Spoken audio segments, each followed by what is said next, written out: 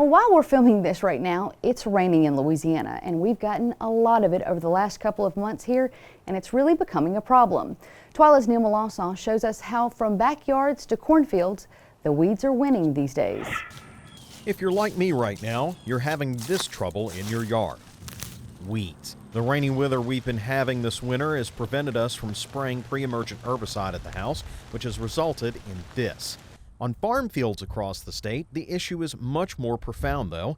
Dr. Daniel Stevenson, a weed scientist with the LSU Ag Center, says farmers are waiting and waiting for the rain to end. And the biggest thing is corn, because typically our growers will start corn, some will be itching to plant the third week of February if they can, but generally it works out to be the first 2 weeks of March. And we suggest 4 to 6 weeks prior to planting that you try to burn or kill the winter vegetation down. You'll hear it called burn down. And we're in that window now, and they haven't. Stevenson is talking with Fred Collins, a grain farmer in this area who also has worked as a crop consultant.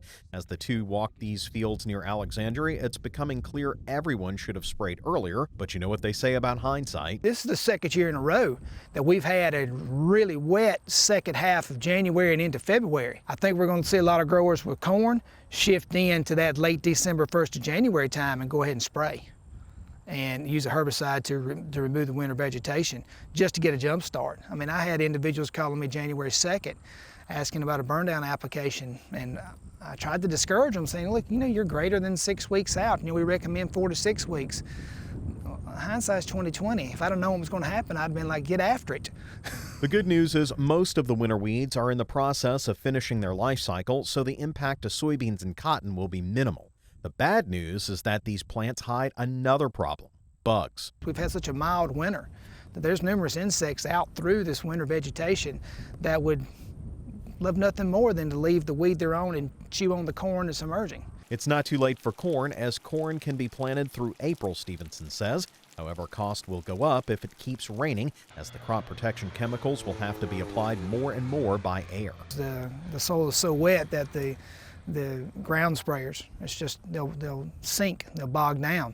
That is the preferred way to do it, just because you get better contact with the herbicide onto the plants to control them. When out of the airplane you can have some difficulty, but then you add in wind, and if you got a wind greater than 10 miles an hour, generally an airplane's not going to fly. So you add in wet, and then you add in wind, and then multiple days of rain. I think they're scheduling here in central Louisiana 4+ inches of rain starting this afternoon. And so there's probably an airplane flying somewhere today, even though we got a wind, it's less than 10. So it's just making it tough. So the next time you're looking at your yard in disgust, think of the folks that bring you your food and fiber. For them, it's not just annoying, it's costly. For This Week in Louisiana Agriculture, I'm Neil Melancon. Thanks for that report, Neil. I know around our house we're battling the weeds as well. Well, Neil was up at the Dean Lee Research Station on the campus of LSUA. While he was there, he stopped by a historical marker on campus.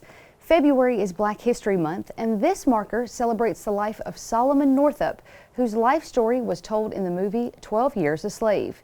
He was a free man abducted into slavery and brought to the Epps plantation, where he helped build this house, originally located on Bayou Buff.